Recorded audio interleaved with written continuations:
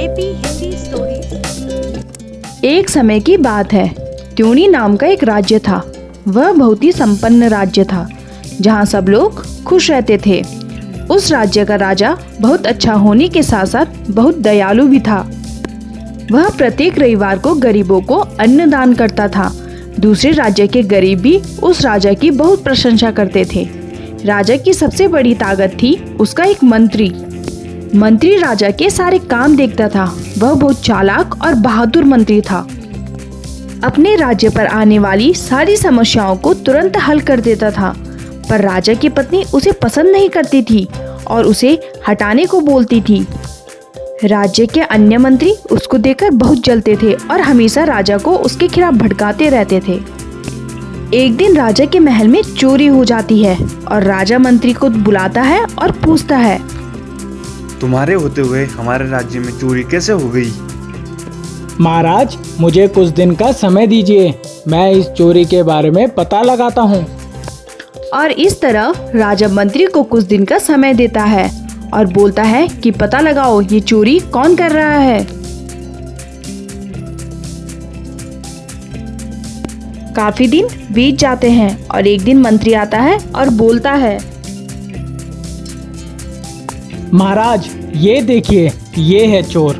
ये दूसरे राज्य से है और हमारे राज्य में आकर चोरी कर रहा था। इसको कड़ी से कड़ी सजा दीजिए महाराज, ताकि हमारे राज्य में चोरी करने की आगे से कोई हिम्मत न कर सके। इसे कड़ी से कड़ी सजा दी जाए। राजा मंत्री से बहुत खुश होता है और इस तरह राज्य में आने वाली हर मुसीबत का सामना करता था ये चालाक मंत्री। ऐसे ही समय बीतता गया और एक दिन राज्य के खजाने से 1000 स्वर्ण मुद्राएं चोरी हो जाती हैं। पूरे राज्य के लोगों में एक अजीब सी सुगबुगाहट थी। अगले दिन मंत्री को राजा द्वारा बुलाया जाता है। तुम्हारे होते हुए राज्य की 1000 सोने की मुद्राएं कैसे गायब हो गई, जबकि मुद्राओं की रक्षा तो तुम खुद ही कर रहे थे? महाराज, मैं इस चोर के बारे में पता लगाने के लिए आपसे कुछ दिन का समय चाहूँगा। यह सब देखकर राज्य की रानी राजा से बोलती है, महाराज, मैंने अन्य मंत्रियों से सुना है कि ये चोरी इसने ही की है। मैं बोलती थी आपसे कि एक मंत्री पे इतना भरोसा मत कीजिए।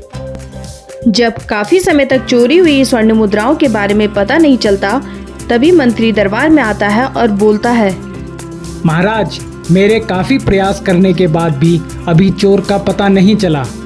मैं आपसे कुछ दिन का समय और चाहूँगा। कहीं इस चोरी में तुम तो शामिल नहीं हो?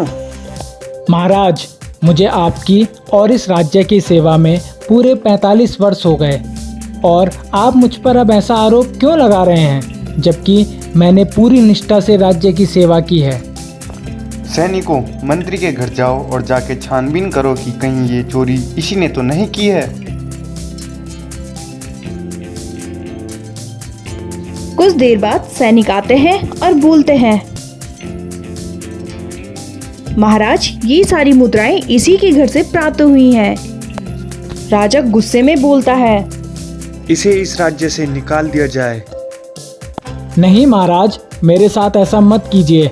मैं अपनी अंतिम सांस तक आपकी और आपके इस राज्य की सेवा करना चाहूँगा। और इस तरह मंत्री को राज्य से निकाल दिया जाता है। कुछ दिन तक तो चोरी नहीं होती, पर 15 दिन के बाद फिर से राजा के खजाने से चोरी हो जाती है। मंत्री को भी राज्य से निकाल दिया। अब कौन चोरी कर रहा है और अब मैं किसको बोलूं? ऐसा ही कई दिनों तक चलता है और एक दिन राजा के दरबार में एक गरीब आता है और बोलता है, महाराज, यदि मैं आपको बता दूं कि ये चोरी कौन कर रहा है तो आप मुझे क्या इनाम देंगे? कौन हो तुम और तुम चोर के बारे में क्या जानते हो? वह गरीब बोलता है, महाराज, चोर कोई और नहीं, आपका अपने राज्य का एक मंत्री है। क्या बोलते हो? और भिखारी बोलता है, महाराज, आपका सबसे करीबी मंत्री मंगतू दास ही चोर है। तुम इतने दावे से कैसे बोल सकते हो? और भिखारी कहता है, महाराज, आप इसके घर जाके देख लीजिए, सारा चोरी का सामान उधर ही है। और इस तरह राजा को भिखारी पर कुछ शक होता है और वो बोलता है कि सच बोलो, कौन हो तुम? हे महाराज, मैं आपका सबसे विश्वसनीय मंत्री हूँ, जिसे आपने अपने राज्य से निकाल दिया था। महाराज, वो 1000 मुद्राएं मेरे घर पर इसी मंगतू मंत्री ने रखी थी। महाराज, आपके कुछ मंत्री मेरी इस राज्य के प्रति निष्ठा से परेशान थे और इसलिए उन्होंने मेरे खिलाफ ये साजिश रची और राज्य के खजाने से 1000 मुद्राएं चुराकर मेरे घर पर रख दी। साथ ही राजा बहुत खुश होता है और मंत्री की निष्ठा देख बोलता है, मुझे माफ कर दो, लोगों के बहकावे में आकर मैंने तुम पे शक किया। राजा उन सभी मंत्रियों को अपने राज्य से बाहर निकलवा देता है और इस तरह मंत्री ने अपनी निष्ठा दिखाई और राजा ने उसे फिर से राज्य का सबसे खास मंत्री बना दिया।